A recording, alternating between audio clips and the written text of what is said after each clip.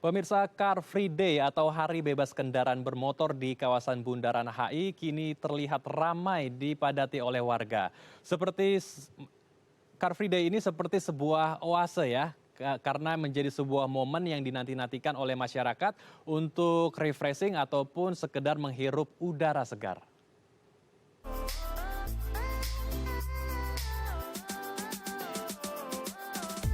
Usai 2 tahun tidak diberlakukan, kegiatan Hari Bebas Kendaraan Bermotor atau HBKB kembali dibuka oleh pemerintah DKI Jakarta. Sejak dibuka pada awal bulan Juni lalu, keramaian di kawasan Jenderal Sudirman, Jalan Tamrin, dan sejumlah ruas jalan lainnya kembali ramai seperti sebelum pandemi. Seperti pada Minggu 18 September lalu, di mana daerah Bundaran HI ramai dikunjungi masyarakat yang ingin menghabiskan waktu akhir pekannya bersama keluarga ataupun teman.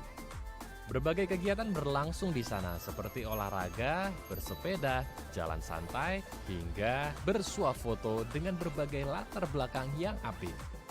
Ya, ada warga yang memanfaatkan momen ini untuk bersuah foto di ruas jalan dengan latar belakang menarik, karena biasanya ruas jalan ini selalu ramai dengan lalu lalang kendaraan bermotor.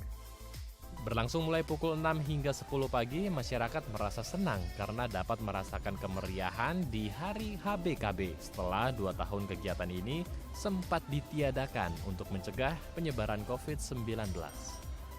Hari ini kebetulan ini baru pertama kali untuk anak saya, jadi ya nyenangin aja ngelihat ondel-ondel, terus di sini olahraga juga, sehat juga, kemudian juga saya lihat banyak aktivitas dari masyarakat yang mungkin sangat berguna ya, informasi, terus ada campaign juga gitu. Hari ini biasa muter-muter aja sih, nikmatin hari Minggu ya pagi.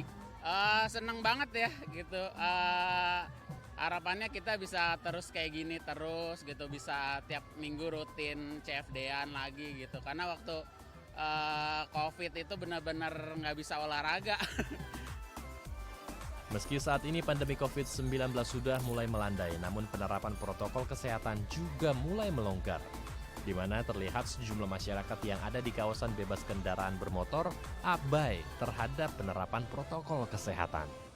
Sebelumnya, pelaksanaan HBKB tak hanya menjadi ruang bagi masyarakat untuk berolahraga, namun juga menjadi salah satu upaya pemerintah Provinsi DKI Jakarta untuk meningkatkan kualitas udara di ibu kota.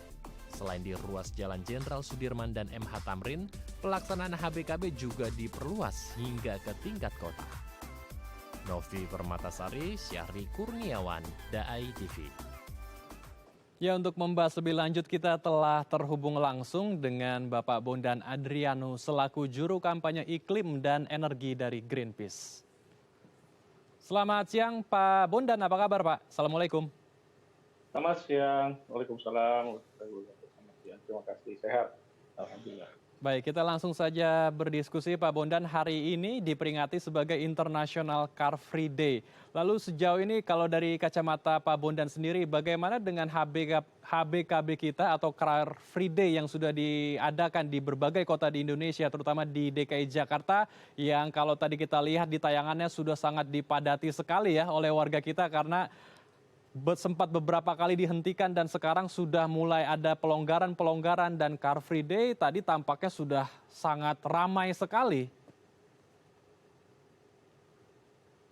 Iya, sejatinya sebenarnya Car Free Day ini kan untuk mengedukasi masyarakat agar beralih ke kendaraan umum. Jadi dibuka tempat itu untuk tidak ada kendaraan pribadi dan harapannya masyarakat menggunakan kendaraan umum. Karena katakanlah Tamrin Sudirman ini sudah ada komuter lain, sudah ada Transjakarta sejak dahulu ya, bahkan sekarang sudah ada sewa sepeda. Jadi itu adalah bentuk salah satu utamanya mengedukasi masyarakat untuk segera meninggalkan kendaraan pribadinya, ya, untuk beralih ke kendaraan umum. Tapi sayangnya sekarang ini sudah mulai agak beralih nih. Jadi justru ketika Car Free Day masyarakat berbondong-bondong mendekati tempat Car Free Day dengan kendaraan pribadinya. Jadi yang ada tempat parkir kendaraan pribadi itu numpuk di pinggir-pinggir Car Free Day, entah itu Sudirman Tamrin atau di tempat Car Free Day yang lainnya. Karena tadi disebutkan tidak hanya di Sudirman Tamrin, tapi ada banyak titik lain di Jakarta yang juga melakukan Car Free Day.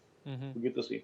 Oke, jadi tujuan utamanya itu adalah mengalihkan warga dari transportasi pribadi ke transportasi umum atau transportasi massal ya.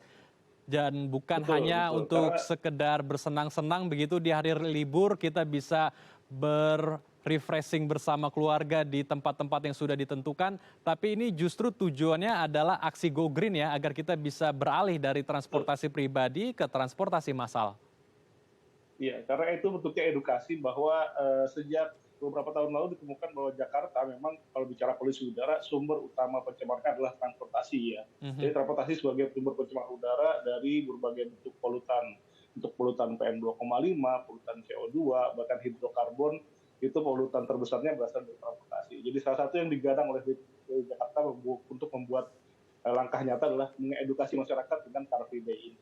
Tapi harapannya harusnya masyarakat juga sadar ya teredukasi bahwa ya sebenarnya masyarakat bisa berkontribusi kok untuk tidak mencemari polusi udara ini dengan memilih beraktivitas menggunakan transportasi umum sebenarnya. Jadi mhm, bahkan kalau kita challenge lebih besarnya lagi, ketika DKI Jakarta menggadang bahwa Car Free Day ini adalah salah satu alat yang digunakan untuk berkampanye pada publik mengenai polusi udara, harusnya Car Free Day ini juga bisa di-challenge untuk dilakukan tidak hanya di hari libur, mhm, katakanlah hari kerja ya, Car Free Day di saat weekdays.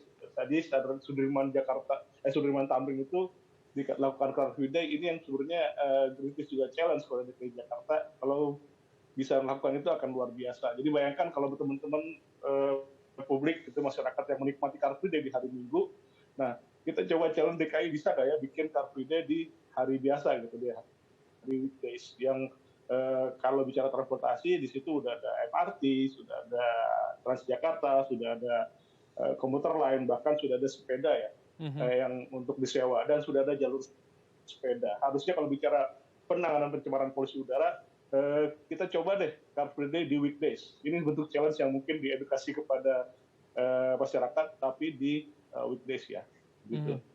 Oh, ini tantangan besar sepertinya bagi pemerintah kita ya, terutama Pemprov DKI Jakarta. Karena Betul, kita lihat sekarang kondisi Jakarta di mana-mana sudah macet sekali. Lalu pertanyaannya Pak betul. Bondan, bagaimana dengan TDM kita, Transportation Demand Management atau kebijakan penggunaan kendaraan agar bisa mengurangi polusi udara ujung-ujungnya. Bagaimana sebetulnya TDM kita, apakah jauh sekali dari kata sempurna? Kalau dibilang jauh, mungkin sudah ada progres ya. Jadi salah satunya DKI Jakarta sudah menyiapkan banyak sekali feeder seperti Jaklingko ya, di mana masyarakat-masyarakat keliling Jakarta yang mungkin berbatasan dengan DKI Jakarta bisa menggunakan itu untuk ke stasiun atau terminal terdekat. Sebenarnya ini yang belum diketahui publik bahwa Jaklingko itu sudah banyak dan gratis kalau tidak salah ya. Dan gratis masyarakat bisa menggunakan itu dan mungkin harus sedikit dipaksa. Ingat ketika kita menggunakan waktu itu KRL ya, yang masih sangat semraut begitu ya, bahkan agak sulit untuk dicek mana yang berbayar dan mana yang tidak berbayar, dan komuter lain berhasil melakukan transaksi itu, dan sekarang ini sudah mulai terlihat berhasil. Tinggal sebenarnya bagaimana kontrol penggunaan kendaraan pribadinya, karena Greenpeace baru saja membuat riset kalau bicara soal penurunan pengurangan emisi ya, emisi CO2, dan itu kaitannya dengan net zero emission, target net zero emission Jakarta di 2050. Harusnya sebenarnya kalau kita mau serius mengurangi emisi itu, harus ada peningkatan penggunaan transportasi umum ya. Mhm, Jadi masyarakat harus bisa menggunakan transportasi umum di tahun 2050 itu menjadi 3,5 juta. Dan ada pengurangan kendaraan pribadi sekitar 5 juta yang harus dikurangi, serta semua kendaraan pribadi harus menggunakan listrik, dan juga listrik yang digunakan untuk mobil listrik itu berasal dari energi terbarukan. Nah, dengan langkah yang ambisius itu kita bisa mengurangkan emisi gas rumah kaca di DKI Jakarta itu menjadi sekitar 2,6 juta, yang kalau kita pakai business as usual itu menjadi 50 juta CO2 ekivalen. Jadi kalau kita mau serius harusnya sebenarnya bisa, tinggal bagaimana Jakarta membuat kebijakan itu yang masyarakat mau tidak mau harus mengikutinya. Mungkin harus agak sedikit dipaksa, tapi masyarakat juga akhirnya akan menerima dampak positifnya. Contoh salah satunya bicara polusi udara, mhm. ini sangat erat kaitannya dengan dampak kesehatan.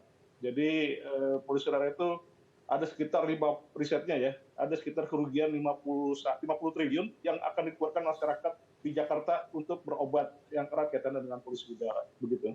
Mhm. Baik, lalu sebetulnya apa yang harus dilakukan pemerintah selain apa yang sudah tadi dijelaskan oleh Pak Bondan agar masyarakat kita juga mau beralih dari kendaraan pribadinya menggunakan kendaraan massal atau transportasi umum agar Car Free Day ini tidak hanya menjadi sebuah hari atau menjadi akhir pekan yang rutin dilakukan setiap hari Sabtu atau Minggu, tapi ada misi sosial ya, ada aksi-aksi sosial untuk menekan polusi dan menghijaukan bumi kita, Pak Bondan. Tapi ditahan dulu karena kita akan bahas usai jeda, Pak Bondan. Baik pemirsa, jangan kemana-mana karena kami akan kembali sesaat lagi.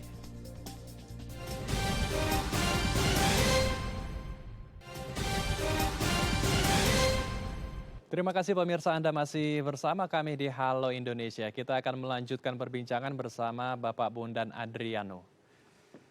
Pak Bondan, melanjutkan pertanyaan saya di segmen sebelumnya, apa sebetulnya yang harus dilakukan pemerintah agar Car Free Day tidak hanya menjadi sebuah refreshing day ya, ke sana untuk hanya sekedar refreshing, untuk bertamasya dengan keluarga, tapi melupakan misi utamanya yaitu melakukan aksi sosial untuk menghijaukan bumi dan menekan polusi. Sebetulnya apa saja Pak, selain menggenjot lagi transportasi massal kita, transportasi umum kita yang saat ini sudah dilakukan banyak sekali oleh pemerintah? Ya, satu poin yang mungkin perlu disampaikan bahwa ya Car Free Day ini adalah bentuk nyata untuk mengurangi polusi ketika sudah dikatakan berhasil gitu ya, bahwa Car Free Day masyarakat kerap dengan istilah Car Free Day. Pertama itu harus diduplikasi di tempat lain, artinya di tempatnya dibanyakin. Mungkin dahulu agak terkendala karena masalah COVID ya, ada protokol kesehatan yang harus kita ikuti dan sekarang juga masih sebenarnya. Artinya harus ada duplikasi di tempat lain dan tidak hanya di Sudirman Tamrin. Kenapa? Karena kalau hanya di situ saja itu kan terjadi penumpukan dan akan tidak akan efektif gitu ya bicara soal edukasinya. Tempat lain dilakukan dan selain itu juga harus diiringi dengan peningkatan kualitas transportasi umum.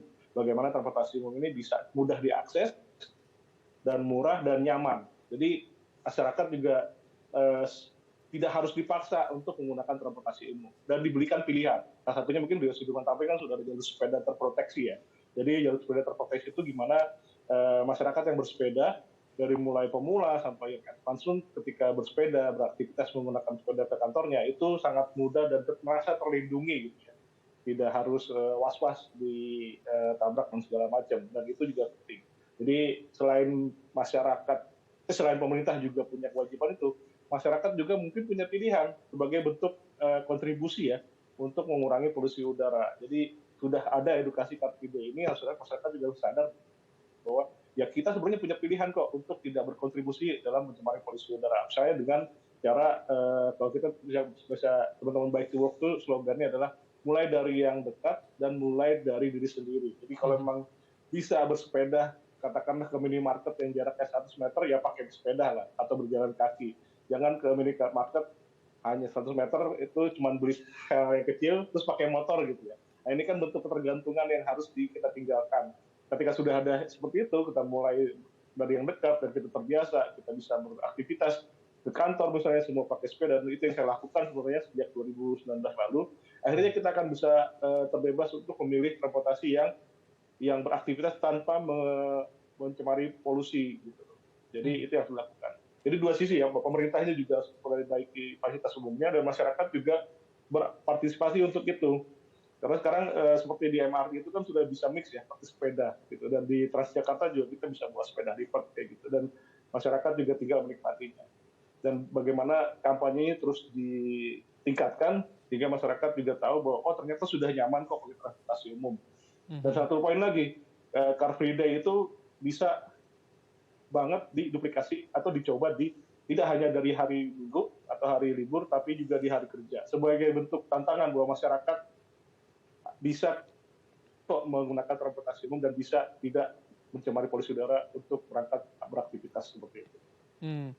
Oke, ini tantangan besar sebetulnya kalau Car Free Day bisa diterapkan di hari biasa, bukan di hari weekend saja, di hari Sabtu atau Minggu.